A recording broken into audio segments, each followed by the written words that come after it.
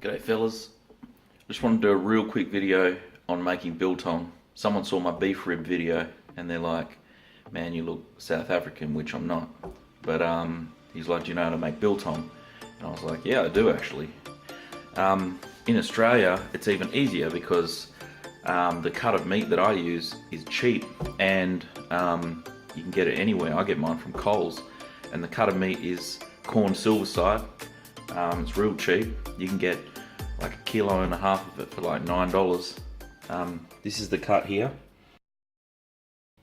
It'll normally come as like a whole piece of meat, like almost like a roast. And what you want to do, you can either get yourself one of these, which is a stainless steel jerky cutting board, or just be real careful with a knife and just use it. Just use a chopping board and just slice it into thin slices. I like the cutting board because you can adjust the height, so you can get it as thick as you like it, but you don't need to spend that money if you're just gonna, try it out. Cut the Silverside into strips. Now you can either use apple cider vinegar or you can use brown vinegar, but the taste isn't, it's not real strong once the meat's cured. So I just use this apple cider vinegar, and this was almost a full bottle when I started. So, but what I do is just pretty much just put one layer of meat in there. Just use your missus Tupperware container, whatever. One layer of meat, then pour some of this on it. Then do another layer of meat, pour some more on it. Apart from that, what you're going to need is just get one of these bad boys, and just crush it up yourself.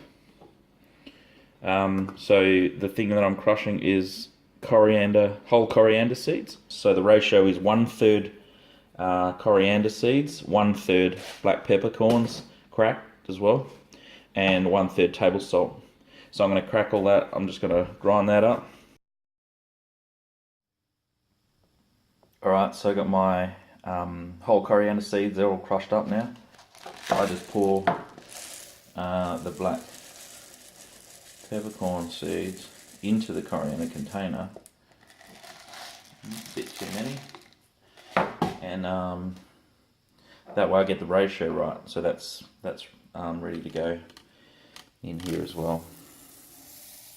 So now I know I've got equal parts of coriander and pepper, and then do the same with the salt.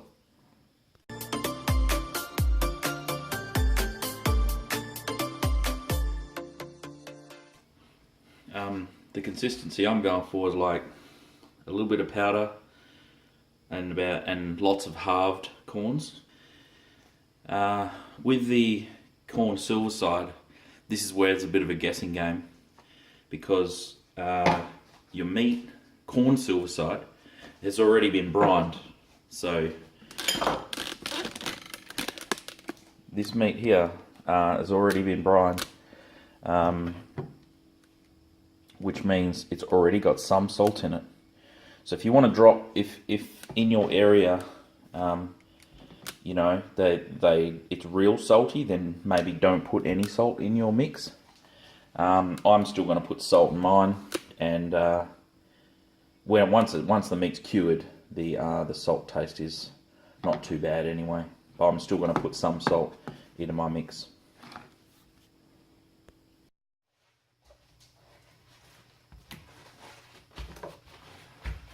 Pretty much just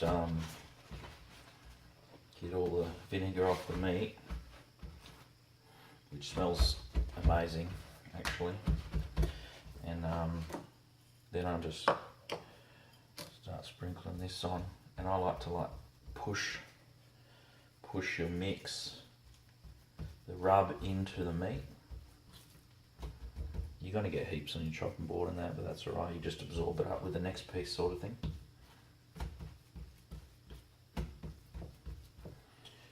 And this is really just a taste thing, so put on as little or as much as you want,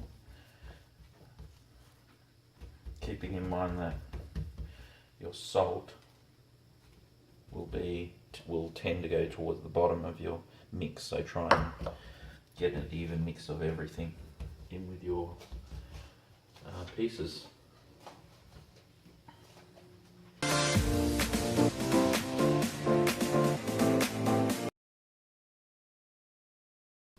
30-degree range that you want.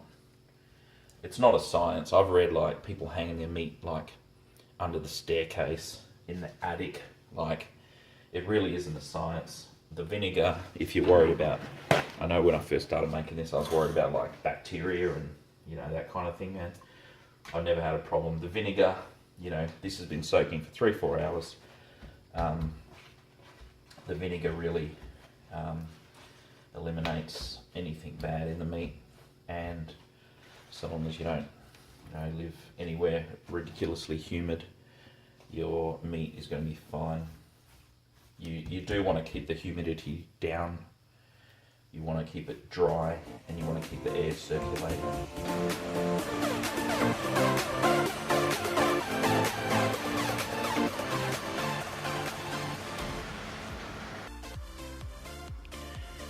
So I've had the biltong sitting in a well-ventilated area at the temperature that I recommended, and just had them hanging off some fencing wire. You're kind of looking for that dark colour. The meat will darken a lot once it's been sitting, and you'll want to check the fat too. If you see the fat going like a dark black colour, then that's not good. Just cut it off. If everything's clean and sterile, then it should just look like that. The fat won't dry out like the meat does, so just look for that. To really test it, what you want to do is just cut it open and try a piece. If you're in an area where the temperature's lower, then it's going to take longer. If it's hotter than that, I wouldn't recommend doing it in any hotter than 30. Like sort of late 20-30 degrees Celsius, but it's going to really shorten that curing time, and probably it'll be too dry on the outside and too soft on the inside. So yeah, you want to aim for 3 or 4 days in the mid-20s Celsius range, which in Australia, if you're watching from Australia, you know, your months of late October, early November is perfect for making biltong. So I'm just going to cut this open and have a look.